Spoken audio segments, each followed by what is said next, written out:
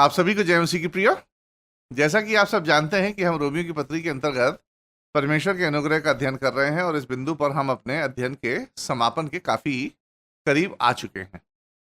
हमारे इस अध्ययन के पाठ का शीर्षक है अनुग्रह से इनकार, द रिफ्यूजल ऑफ ग्रेस। प्रियो, इस अध्ययन में हम रोमियो की पत्री के 9वें से 11वें अध्याय का अध्ययन करेंगे। इससे पहले हम अपने नए अध्ययन को आरंभ करें, हमेशा की तरह आइए हम अपने पुराने पाठ का पूर्वावलोकन कर लेते हैं। 7वें और 8वें अध्याय में हमने जाना था कि पौलुस इस सवाल का जवाब देता है कि कैसे परमेश्वर बचाए गए लोगों पर अनुग्रह करता है, भले ही वे पाप में बार बार क्यों ना गिरते हों। अपने पिछले पाठ के प्रश्न को याद करें कि वह ये था कि यदि मैं एक बचा लिया गया व्यक्ति हूं, अगर मेरे अंदर अब पवित्र आत्मा का वास है, तो मैं फिर भी हर समय पाप से क्यों जूझता रहता हूं? मैं इस समस्या से कैसे निपटूं? तो पिछले पाठ का प्रश्न यह था प्रियो। पौलुस इस प्रश्न का उत्तर देते हुए कहता है कि परमेश्वर इस समस्या से निपटने के लिए, यानी एक पापी शरीर में नई पुनर्जीवित आत्मा होने की समस्या से निपटने में हमारी 2 तरीकों से मदद करता है। पहला, परमेश्वर हमें धर्मी यानी दोष मुक्त ठहराता है। परमेश्वर हमें गारंटी देता है कि हमारे पाप क्षमा किए गए हैं। यही धर्मी, दोष मुक्त, जस्टिफाइड ठहराना है प्रियो।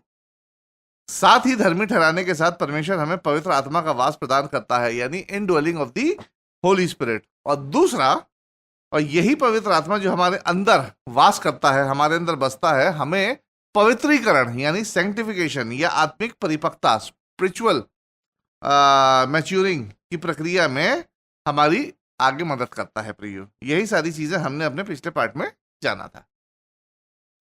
अब 9वें, 10वें और 11वें अध्याय में पौलुस एक और सवाल का जवाब देता है, परंतु यह उत्तर सुसमाचार से कम है प्रियो। सुसमाचार के से रिलेटेड नहीं है, परंतु यहूदी राष्ट्र से ज्यादा संबंधित रखता है प्रियो। इंजीलवादी यानी इवेंजेलिकल्स के बीच 2 मुख्य सिद्धांत, 2 मेन डॉक्ट्रिन्स, इन्हीं अध्यायों के अंश से आते हैं। इसलिए हम इस विशेष शिक्षाओं के प्रकाश में इस अंश पर प्रियो चर्चा करेंगे। यहां पौलुस अपने पत्र के इस भाग में जिस प्रश्न का उत्तर देता है वह यह है कि यहूदियों को क्यों नहीं बचाया गया। और देखा जाए तो यह प्रश्न यहूदियों की ओर से नहीं उठा होगा, यह प्रश्न अन्य जातियों की ओर से उठा होगा, या अन्य जाति ऐसा पूछ सकते हैं।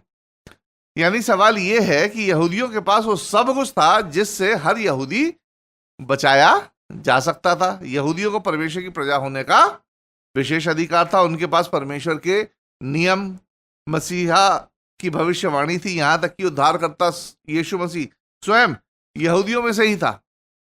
फिर भी उन्हें नहीं बचाया जा सका। ऐसा क्यों? 9वें अध्याय में पौलुस बताता है कि यदि यहूदियों के पास वो सारे लाभ और सुविधा थी, फिर भी वे उद्धार पाने में क्यों फेल हुए, क्यों विफल रहे? क्या व्यवस्था ने उन्हें असफल कर दिया? क्या व्यवस्था ने अपना काम उचित तरीके से नहीं किया? इन प्रश्नों के उत्तर में पौलुस उत्तर देता है कि व्यवस्था यानी परमेश्वर का वचन व्यवस्था यानी परमेश्वर का वचन असफल नहीं रहा। व्यवस्था यानी परमेश्वर का वचन उन लोगों को मुक्ति दिलाता है जिनसे उद्धार का वादा किया गया है। उद्धार का वादा किसी संस्कृति या किसी आनुवंशिकता यानी कल्चरल या हेरिडिटी पर आधारित नहीं है, बल्कि उद्धार हमेशा से परमेश्वर के वचन पर ही आधारित है प्रियो। आइए अब हम अपने टेक्स्ट में चलते हैं और रोमियो की पत्री उसका 9वां अध्याय और उसकी 6 से 8 आयतों को यहां पढ़ लेते हैं। परंतु ये नहीं कि परमेश्वर का वचन टल गया, इसलिए कि जो इजराइलियों के वंश हैं वे सब इजराइली नहीं, और ना अब्राहम के वंश होने के कारण सब उसकी संतान ठहरे, परंतु लिखा है कि इसाक ही से तेरा वंश कहलाएगा, अर्थात शरीर की संतान परमेश्वर की संतान नहीं, परंतु प्रतिज्ञा के संतान वंश गिने जाते हैं। इन आयतों में प्रियो पौलुस साफ तौर पर एक मूल आधार को स्थापित करता है कि यहूदियों से किया गया उद्धार का वादा सांस्कृतिक या हेरिडिटी यानी मतलब कल्चरल या हेरिडिटी, सांस्कृतिक या आनुवंशिकता पर आधारित नहीं है। जैसे कि आप इब्राहिम से संबंधित हो या नहीं, इससे कोई रिलेशन नहीं है उद्धार का, बल्कि उद्धार का वादा परमेश्वर के वचन पर ही आधारित है।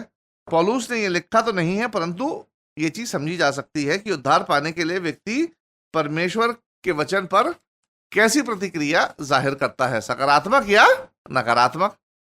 इस प्रकार 9 से 11 अध्यायों में पौलुस इस पूछे जाने वाले प्रश्न के मूल आधार को प्रियो स्थापित करता है, और 9वें अध्याय की 9वीं आयत से 29वीं आयत तक पौलुस ऐसे कई उदाहरण देता है जहां वह यह बताता है कि परमेश्वर का वचन ही यह निर्धारित करने का आधार है कि उद्धार कैसे होगा, ना कि मनुष्य की इच्छा, ना ही मनुष्य का कार्य, और ना ही कोई संस्कृति मनुष्य के उद्धार का आधार नहीं हो सकती है।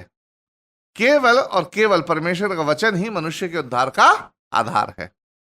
प्रियो, याद रखें, यहां अन्य जाति सवाल उठा रही है कि क्यों यहूदी बचाए नहीं गए जबकि वे इब्राहिम से संबंधित है, उनके पास सब लाभ थे इत्यादि।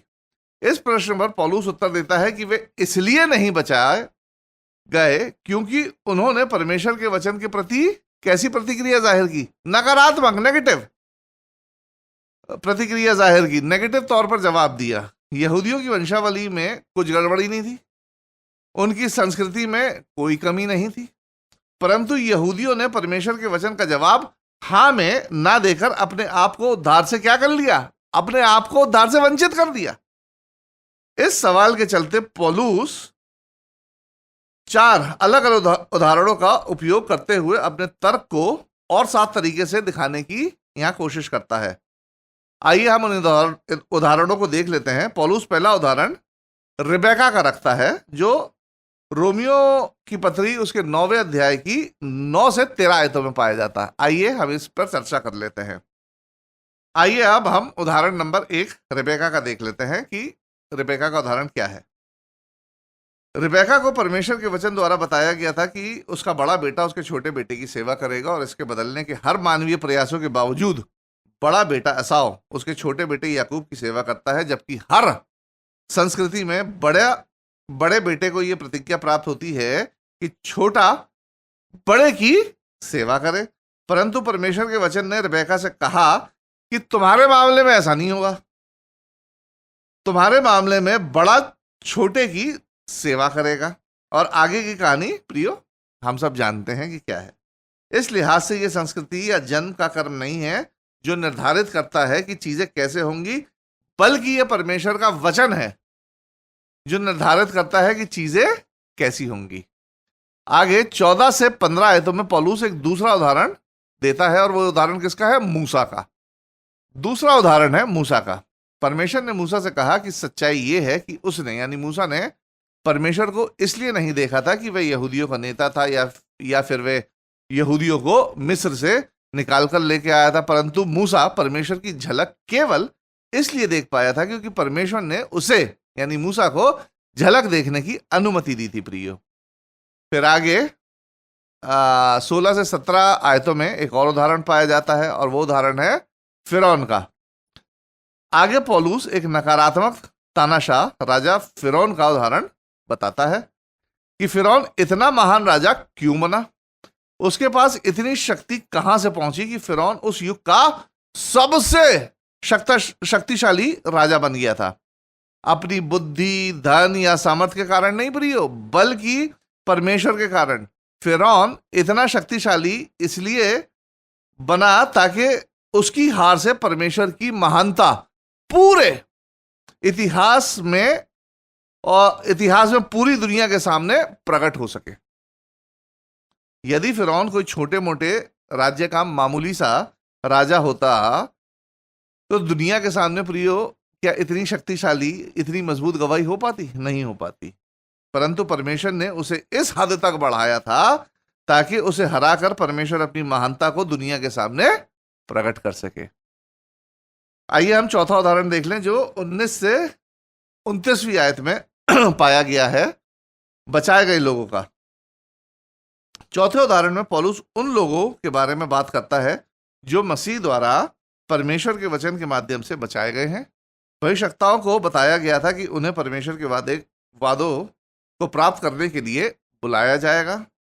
यह इस बात का उदाहरण है कि कैसे परमेश्वर का वचन सटीक और निश्चित है और कभी फेल नहीं होता, कभी विफल नहीं होता। प्रियो, पौलुस का यह उदाहरण अंतिम आयतों की ओर एक पुल के रूप में, एक ब्रिज के रूप में कार्य करता है, जिसमें पौलुस यहूदियों के बारे में एक बात कहता है और बताता है कि यहूदी प्रतिज्ञा प्राप्त करने में एक्चुअली क्यों फेल हुए।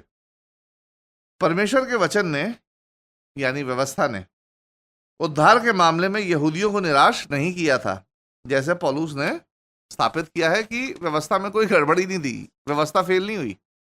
देखा जाए तो ये यहूदी ही थे जिन्होंने वचन को विफल किया था, और ऐसा करके वादा पूरा करने से यहूदी चूक गए थे। प्रियो, परमेश्वर का वचन जो कहता है कि ऐसा होगा तो वैसा ही होता है, और रिबेका और फिरौन आदि के उदाहरणों से हमें ये चीज मालूम पड़ती है। प्रियो, जो अभी हमने पिछले 4 उदाहरणों में देखा कि वचन ने जैसा कहा वैसा हुआ, कि परमेश्वर का वचन हर हाल में सफल होता है। इस लिहाज से ना तो परमेश्वर के वचन में कमी थी, यानी व्यवस्था में कोई कमी नहीं थी।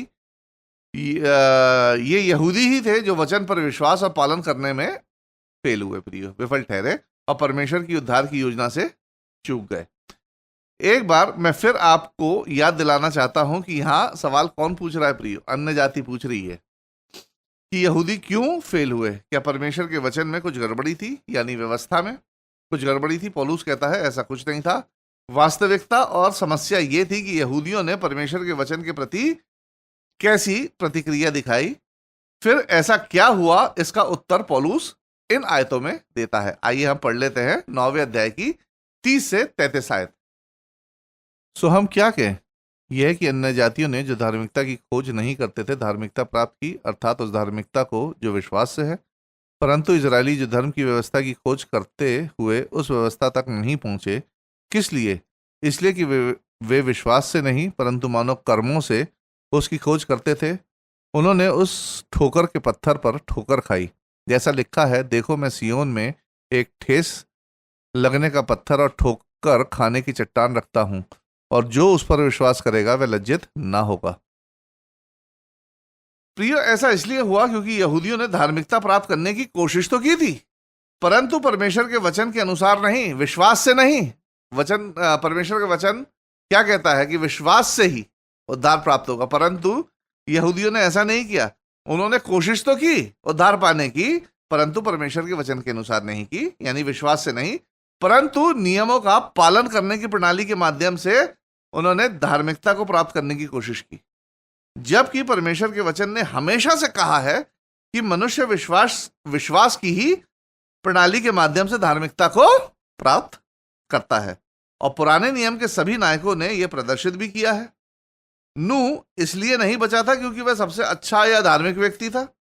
नूह इसलिए बचा क्योंकि उसने परमेश्वर के वचन का पालन किया। परमेश्वर ने कहा नाव बनाओ, तो विषम परिस्थितियों में भी नूह ने क्या किया? नूह ने नाव बनाई। परमेश्वर का वचन कभी भी, प्रियो, विफल नहीं होता है।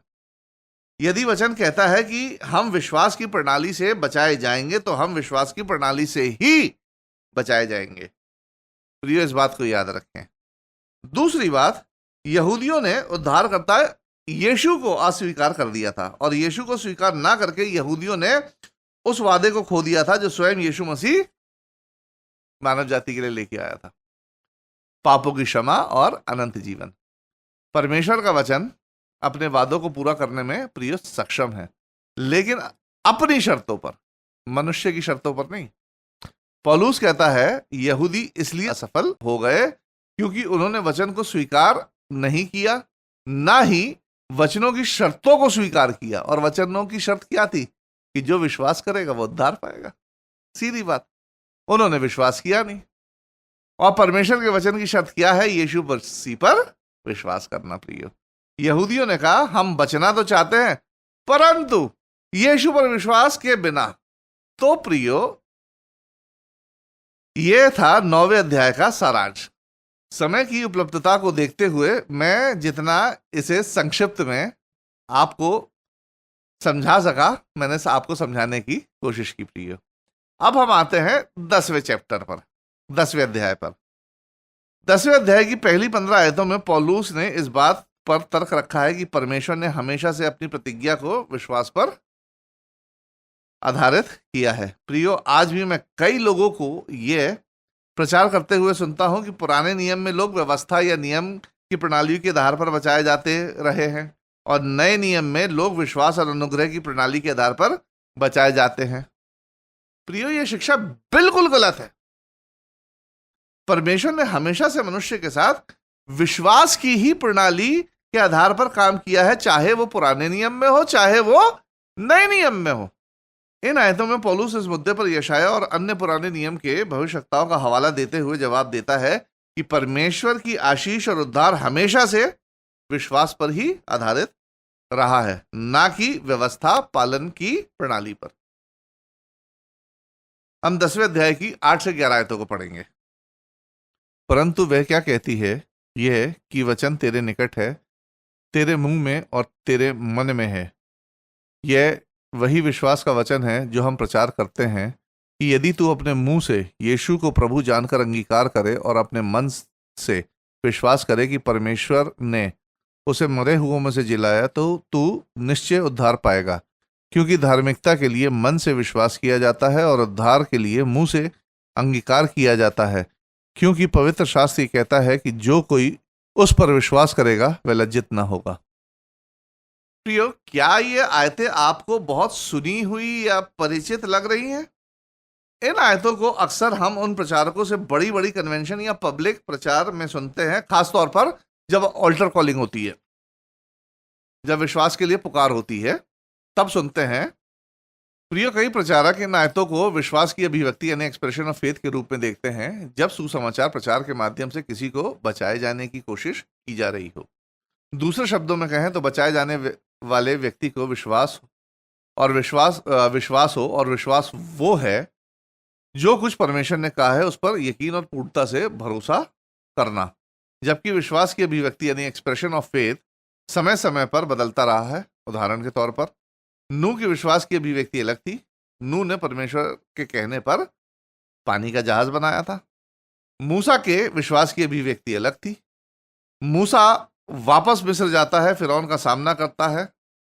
मेरे कई प्रचारक मित्रों का मानना है कि इन आयतों में, यानी कौन सी आयतों में, 9 से 11 आयतों में, 10वें अध्याय की 9 से 11 आयतों में ये विश्वास की अभिव्यक्ति है, यानी उद्धार कैसे होगा, ये उस चीज की अभिव्यक्ति है जिसे व्यक्ति को उद्धार पाने के लिए करना जरूरी है कि अपने दिल में विश्वास करे और मुंह से क्या करे, अंगीकार करे कि यीशु ही परमेश्वर का पुत्र है।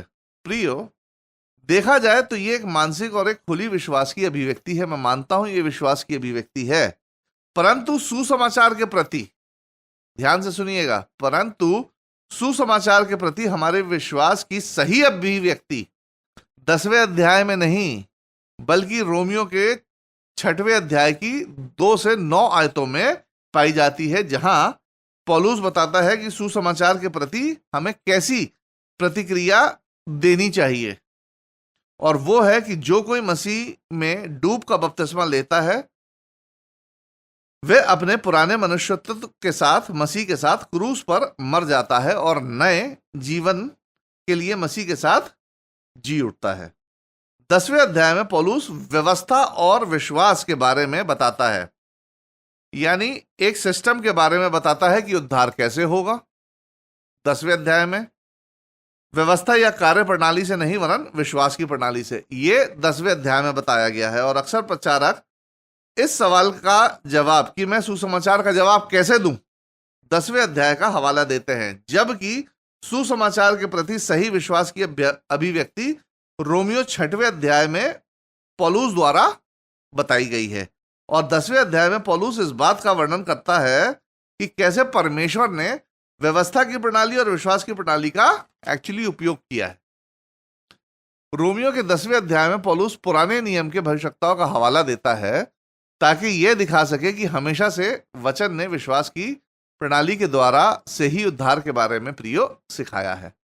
विश्वास द्वारा उद्धार कोई नया सिद्धांत नहीं है जो केवल नए नियम से आया हो, परंतु शुरू से ही उद्धार विश्वास की प्रणाली पर ही आधारित रहा है। पुराने नियम में विश्वास को सबसे पहले कैसे देखा गया था? खतने के द्वारा व्यक्त किया गया था विश्वास को।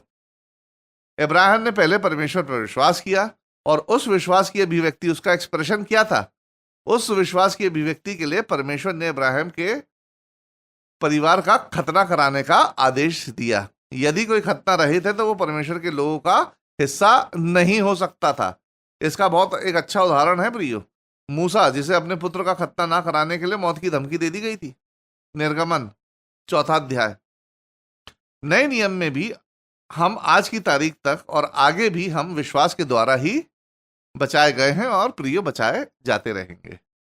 उद्धार हमेशा से ही विश्वास के द्वारा होता आया है, चाहे वो पुराना नियम हो चाहे नया नियम हो। परंतु विश्वास की अभिव्यक्ति हमेशा से अलग अलग तरीकों से व्यक्त की गई है। आप मेरी बात समझ रहे हैं?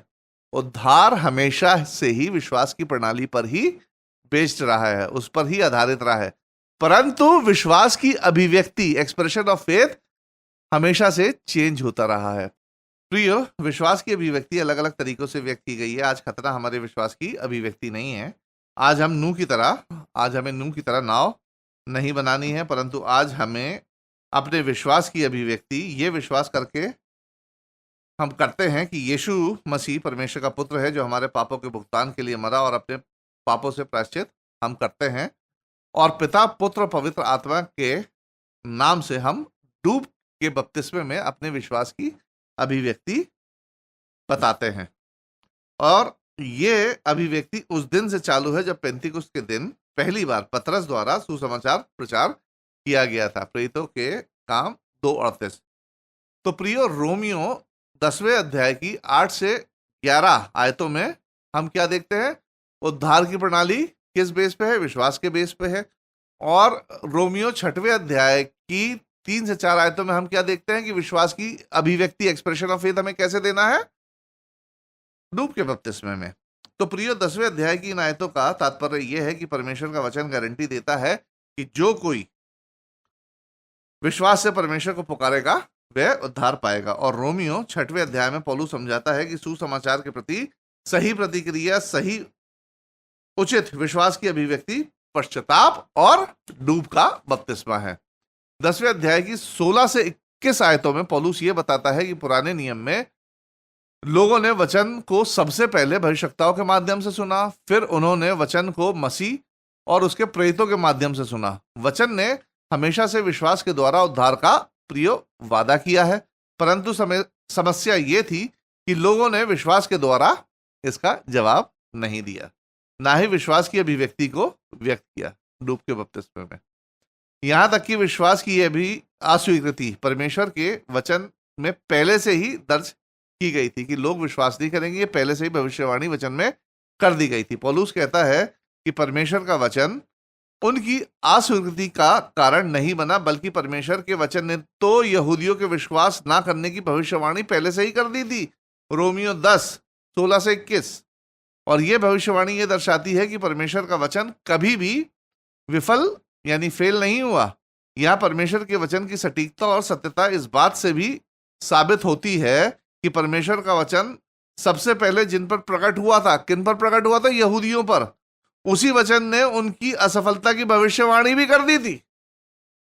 अब 11वें अध्याय में एक और प्रश्न उठता है, और यह एक लेकिन वाला प्रश्न है प्रियो, लेकिन वाला प्रश्न कि लेकिन वचन कहता है कि परमेश्वर इजराइल को संरक्षित रखेगा और वह अपने लोगों को बचाएगा। क्या परमेश्वर अपने लोगों को बचाने में विफल रहा? क्या वचन गलत है? इसलिए पौलुस इस प्रश्न का उत्तर 11वें अध्याय में प्रियो देता है, और उत्तर है ऐसा बिल्कुल नहीं है। ऐसा बिल्कुल नहीं है। यहूदियों में भी कुछ ऐसे लोग हैं जिन्होंने विश्वास के आधार पर प्रतिज्ञा को प्राप्त किया है, यानी उद्धार को प्राप्त किया है। दूसरे शब्दों में कहें तो सभी यहूदियों को अस्वीकार नहीं किया गया है। उनमें से बहुत से यहूदियों को प्रियो बचाया भी गया है। उदाहरण के तौर पर पतरस सहित 12 प्रेरित कौन थे? यहूदी थे। पहला कुरिन्थियों में वर्णित 500 शिष्य कौन थे? यहूदी। पेंतीकुस्त के दिन बचाए गए लगभग 3000 लोग कौन थे? यहूदी, क्योंकि वो फसह के पर्व मनाने के लिए यरूशलेम में आए थे। वे यहूदी जिन्होंने पौलुस के माध्यम से विश्वास किया, जब हम प्रेरितों के काम पढ़ते हैं तो उसमें पौलुस ने जिनको बचाया, कई ऐसे यहूदी लोग थे। रोमियो की पत्री के पहले अध्याय में पौलुस समझाता है जो लोग परमेश्वर को अस्वीकार करते हैं, परमेश्वर उन्हें अपने आप से अलग होने की अनुमति दे देता है। जो परमेश्वर पर विश्वास नहीं करते वो परमेश्वर अनुमति देता है, जाओ अलग हो जाओ। इस प्रकार भविष्यवक्ताओं ने यहूदियों में से उन लोगों के विषय में भी कहा था जिन्हें छोड़ दिया जाएगा। परमेश्वर किसी भी व्यक्ति या लोगों को उनकी इच्छा के विरुद्ध नहीं रखता है प्रियो। हमेशा से परमेश्वर ने मनुष्य को उसकी इच्छा पर छोड़ा है। आइए हम 11वें अध्याय की 7 से 10 आयतों को पढ़ लेते हैं। सो परिणाम क्या हुआ, ये कि इजरायली जिसकी खोज में है वह उनको नहीं मिला, परंतु चुने हुए को मिला, और शेष लोग कठोर किए गए हैं। जैसा लिखा है कि परमेश्वर ने उन्हें आज के दिन तक भारी नींद में डाल रखा है और ऐसी आंखें दी जो ना देखें और ऐसे कान जो ना सुने। और दाऊद कहता है उनका भोजन उनके लिए जाल और फंदा और ठोकर और दंड का कारण हो जाए, उनकी आंखों पर अंधेरा छा जाए ताकि ना देखें, और तू सदा उनकी पीठ को झुकाए रख। परमेश्वर बचाने में असफल नहीं हुआ है, उसने अपने लोगों को बचाया है, उन लोगों को जो मसीह में विश्वास करके उसके पास आते हैं। यही परमेश्वर के लोग हैं और बचाए हुए लोग हैं, और जिन्होंने यीशु मसीह को अस्वीकार किया है, वचन के अनुसार उन्हें भी अस्वीकार कर दिया जाएगा और वो हमेशा के लिए प्रिय हो जाएंगे। आगे 11 से 24 आयतों में एक और सवाल पाया जाता है, और वो सवाल है कि क्या इसका मतलब ये है कि यहूदी लोगों के लिए कोई भी उम्मीद नहीं है? आइए हम 11वीं आयत को पढ़ लेते हैं। सो मैं कहता हूं, क्या उन्होंने इसलिए ठोकर खाई कि गिर पड़े? कदापि नहीं, परंतु उनके गिरने के कारण अन्य जातियों को उद्धार मिला कि उन्हें जलन हो। पौलुस इस सवाल का जवाब देता है कि परमेश्वर ने उनकी यानी यहूदियों की असफलता का उपयोग उन्हें नष्ट करने के लिए नहीं किया, बल्कि उनकी यानी यहूदियों की असफलता दूसरों को उद्धार की ओर ले जाती है। और ये दूसरे कौन है? अन्य जाति। उनकी असफलता दूसरों को उद्धार की ओर ले जाती है और यहूदियों को विश्वास करने के लिए प्रेरित करती है। बहुत ध्यान से सुनिएगा, ये पूरा एक सर्कल है। जबकि यहूदी स्वयं सुसमाचार पर विश्वास के साथ सकारात्मक तरीके से जवाब देते हैं, तो वे परमेश्वर की महिमा करते हैं, क्योंकि ऐसे में प्रतिज्ञा की प्रियो पूर्ति होती है, जैसे यहूदियों से वादा किया गया था। परंतु उन्होंने यानी यहूदियों ने अस्वीकार कर दिया। फिर वादा, जब यहूदियों ने अस्वीकार कर दिया तो प्रतिज्ञा कहाँ गई? वादा कहाँ गया? किसके पास गया? फिर वादा अन्य जातियों के पास गया और अन्य जातियों ने स्वीकार किया। उन्होंने स्वीकार कर लिया और अन्य जाति की स्वीकृति के कारण कुछ यहूदी भी वादे को स्वीकार करते हैं। इस तरह से प्रतिज्ञा का पूरा चक्र पूरा होता है। प्रतिज्ञा का पूर्ण चक्र यानी फुल सर्कल पूरा होता है। कैसे? आसान भाषा में समझाता हूं। सबसे पहले यहूदियों के पास परमेश्वर का वचन पहुंचा, उद्धार की योजना पहुंची। उन्होंने वचन को अस्वीकार कर दिया, विश्वास नहीं किया। फिर वादा किसके पास गया? अन्य जातियों के पास गया। अन्य जातियों ने स्वीकार किया। अब जब अन्य जातियों ने स्वीकार किया, तब दोबारा अन्य जाति द्वारा प्रचार किया गया किसको? यहूदियों को। और फिर उस प्रचार से, सुसमाचार प्रचार से, कुछ यहूदियों ने फिर से विश्वास किया। तो इस तरीके से पूरी प्रतिज्ञा का सर्कल पूरा हो जाता है। साथ ही पौलुस इस 11वें अध्याय का उपयोग अन्य जातियों को चेतावनी देने के लिए भी करता है, जिन्होंने सुसमाचार को स्वीकार किया, कि अपने आप में घमंड करके किसी भी तरीके से यहूदियों को तुच्छ ना समझना। हम 11वें अध्याय की 20 से 21 आयतों को पढ़ेंगे। भला वे तो अविश्वास के कारण तोड़ी गई, परंतु तू विश्वास से बना रहता है। इसलिए अभिमानी ना हो, परंतु भय कर, क्योंकि जब परमेश्वर ने स्वाभाविक डालियां ना छोड़ी तो तुझे भी ना छोड़ेगा।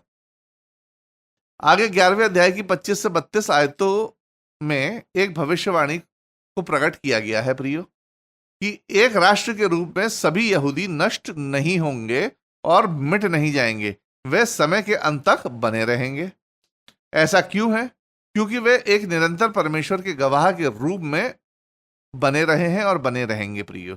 और आज तक यहूदी परमेश्वर के गवाह बने हुए हैं। पौलुस अन्य जातियों की पूर्णता के विषय में भी बताता है, जो समय के अंत को संदर्भित करता है कि जब यीशु की दोबारा वापसी होगी। यहूदी अंत तक बने रहेंगे, उन अन्य राष्ट्रों के विपरीत जो आए और प्रियो नष्ट हो गए, जैसे बाबुल, अमोनी, मोआबी आदि। प्रियो, सेकेंड वर्ल्ड वॉर में हिटलर ने पूरी तरह से यहूदियों को खत्म करने की ठान ली थी और अपने मंसूबे में वो बहुत कुछ कामयाब भी हो गया था, परंतु वे समस्त यहूदियों को मार नहीं पाया, समस्त यहूदी प्रजाति को खत्म करने में असफल रहा। पौलुस यहूदी लोगों के अंतिम परिणाम के बारे में अपनी चर्चा जारी रखते हुए कहता है कि उनमें से एक हिस्सा कभी विश्वास नहीं करेगा। ये आंशिक यानी पार्शल कठोरता राष्ट्र की है प्रियो, ये पार्शल कठोरता राष्ट्र की है, ना कि किसी व्यक्ति विशेष की। यह आज तक पीढ़ी दर पीढ़ी उनके अपने इतिहास का परिणाम है। फिर भी हर पीढ़ी में से उनमें से कुछ लोग, यानी यहूदियों में से कुछ लोग, हर पीढ़ी में से कुछ यहूदी विश्वास करते हैं और करेंगे। इस प्रकार यहूदियों के बारे में परमेश्वर का वचन पूरा होगा कि परमेश्वर उन्हें बचाएगा। रोमियो 11वें अध्याय की हम 25 से 27 आयत को पढ़ेंगे। हे भाइयों, कहीं ऐसा ना हो कि तुम अपने आप को बुद्धिमान समझ लो, इसलिए मैं नहीं चाहता कि तुम इस भेद से अनजान रहो कि जब तक अन्य जाति पूरी रीति से प्रवेश ना कर लें, तब तक इज़राइल का एक भाग ऐसे ही कठोर रहेगा और इस रीति से सारा इज़राइल उद्धार पाएगा। जैसे लिखा है कि छुड़ाने वाला सियोन से आएगा और अभक्ति को याकूब से दूर करेगा, और उनके साथ मेरी यही वाचा होगी, जबकि मैं उनके पापों को दूर कर दूंगा।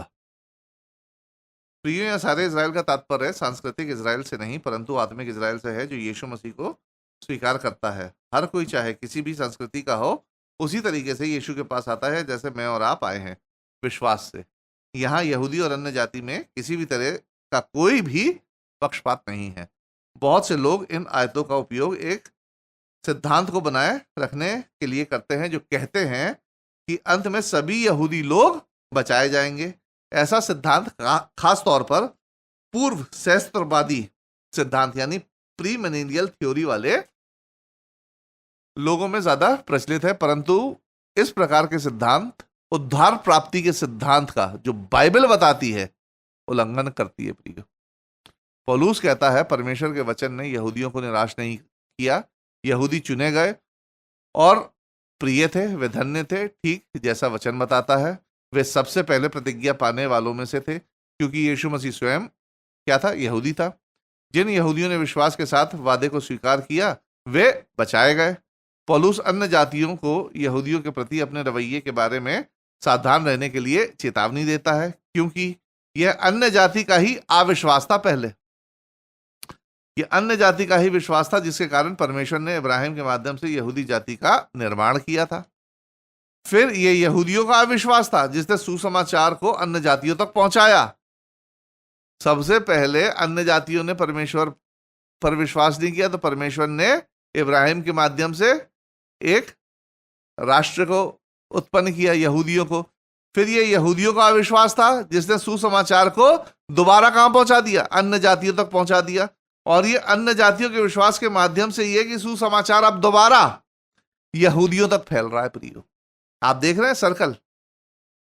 आज भी ज्यादातर सुसमाचार यहूदियों द्वारा नहीं, बल्कि अन्य जातियों द्वारा फैलाया जा रहा है। इस तरह यहूदी और अन्य जाति दोनों ही एक दूसरे की जरूरतों को समझते हैं, और परमेश्वर दोनों को एक दूसरे को बचाने के लिए इस्तेमाल करता है। हम 11वें अध्याय की 33 से 36वीं आयत को पढ़ेंगे। आहा, परमेश्वर का धन और बुद्धि और ज्ञान क्या ही गंभीर है, उसके विचार कैसे अथाह और उसके मार्ग कैसे अगम्य है। प्रभु की बुद्धि को किसने जाना, या उसका मंत्री कौन हुआ, या किसने पहले उसे कुछ दिया है जिसका बदला उसे दिया जाए, क्योंकि उसकी ओर से और उसी के द्वारा और उसी के लिए सब कुछ है। उसकी महिमा युगान युग होती रहे। पौलुस परमेश्वर द्वारा अपने उद्देश्य को पूरा करने के लिए इन सभी चीजों को एक साथ जोड़ने के तरीके के लिए स्तुति और प्रशंसा के साथ, यानी जिसे हम डॉक्सोलॉजी भी कहते हैं, स्तुति और प्रशंसा के साथ समाप्त करता है। तो प्रियो, आइए एक बार उन सारी चीजों की जल्दी से समीक्षा कर लेते हैं जिनकी चर्चा अभी हम कर चुके हैं। इस पार्ट में पूछा गया मूल प्रश्न था कि यहूदी उद्धार यानी अनुग्रह प्राप्त करने में असफल क्यों हुए? क्या व्यवस्था यानी वचन ने उन्हें असफल किया था? उत्तर में पौलुस दर्शाता है कि परमेश्वर का वचन कभी भी असफल नहीं हुआ था, और इस बात को साबित करने के लिए पौलुस कई उदाहरण देता है कि जब भी परमेश्वर ने कुछ कहा वचन के माध्यम से, वह निश्चित तौर पर पूरा हुआ है। दूसरा, पौलुस बताता है कि यहूदी प्रतिज्ञा प्राप्त करने में असफल इसलिए रहे क्योंकि उन्होंने उद्धार को कामों के माध्यम से प्राप्त करने की कोशिश की, ना कि विश्वास के माध्यम से। उद्धार विश्वास के द्वारा प्राप्त होता है, ना कि कामों के अनुसार। प्रिय, तीसरी बात, पौलुस बताता है कि परमेश्वर के वचन ने हमेशा से यही सिखाया है कि विश्वास ही वह आधार रहा है जिसके द्वारा मनुष्य परमेश्वर के वादे, यानी परमेश्वर का वादा क्या? उद्धार का वादा, परमेश्वर के वादों को प्राप्त करता है, चाहे वे पुराने नियम में हो या नए नियम में हो। चौथा, पौलुस ने यह भी दर्शाया है कि यहूदियों ने कभी भी वचन का उचित तरीके से जवाब नहीं दिया, और इस तथ्य की वचन में भविष्यवाणी भी वचन के द्वारा ही की गई थी। पांचवी बात, पौलुस बताता है कि भले ही यहूदी आमतौर पर वादा प्राप्त करने में असफल रहे थे, परंतु परमेश्वर का वचन कभी भी असफल नहीं रहा, क्योंकि वचन में कहा गया है कि यहूदी समय के अंत तक बने रहेंगे, जो आज भी प्रिय देखा जा सकता है कि यहूदी राष्ट्र है, भले ही ज्यादातर अविश्वासी क्यों ना हो। साथ ही परमेश्वर बचे हुए यहूदियों को बचाएगा, और इसका सबूत यह है कि यहूदियों की हर पीढ़ी में से कुछ यहूदी लोग विश्वास में आते गए हैं और बचा लिए गए हैं। इस प्रकार परमेश्वर का वचन पूरा होता है। यहूदियों के लिए परमेश्वर के अनुग्रह को अस्वीकार करने से विनाश हुआ, परंतु हर युग में जो लोग मसीह में विश्वास के माध्यम से उसके अनुग्रह को स्वीकार करते हैं, प्रियो, उन्हें उद्धार की प्राप्ति होती है। तो प्रियो, हमारा ये पाठ यहीं समाप्त होता है। मुझे उम्मीद है कि मैं आप लोगों को इन 3 जटिल अध्यायों की कुछ अंतर्दृष्टि दे पाया हूंगा। प्रियो, जब कोई आपको रोमियो के 10वें अध्याय को विश्वास व्यक्त करने के तरीके के रूप में बताए, तो आप उन्हें रोमियो 6वें अध्याय की ओर ले जाएं और उन्हें दिखाएं कि वास्तव में विश्वास की अभिव्यक्ति यानी फेथ ऑफ एक्सप्रेशन रोमियो 6वें अध्याय में है, ना कि 10वें अध्याय में। फिर रोमियो 6वें अध्याय की पुष्टि के लिए आप उन्हें प्रेरितों के काम 2 अध्याय पर ले जाएं और रोमियो की 6वें अध्याय की पुष्टि करें। आप मेरी बात समझ रहे हैं कि जब भी कोई अगर विश्वास की अभिव्यक्ति के बारे में आपसे कोई बातें करता है, तो आप उसे कहां ले जाएं? 6वें अध्याय में, कि एक्चुअली विश्वास की अभिव्यक्ति ये है। और लोग बात कहें कि इसकी पुष्टि कैसे करेंगे? फिर आप उसे प्रेरितों के काम में ले जाएं, 2 अध्याय की 38वीं आयत आप उसको दिखाएं कि देखो ये 6वें अध्याय की पुष्टि यहां होती है, पतरस ने ये बताया था। प्रियो, सबसे अच्छा तरीका मैं आपको बताऊं, बाइबल की बात पर बहस करने का सबसे अच्छा तरीका होता है कि बाइबल के सवालों का जवाब केवल बाइबल से ही दें। अब इस श्रृंखला में हमारा केवल एक और पाठ बचा है प्रियो। यदि परमेश्वर ने चाहा तो हर बार की तरह अगली बार आपके सामने रोमियो की पत्री में अनुग्रह की श्रृंखला का आखिरी पाठ लेकर आपके सामने जल्दी ही हाजिर होऊंगा। तब तक मुझे राजीव लैम्बर्ट की तरफ से आप सभी लोगों को जय मसीह की।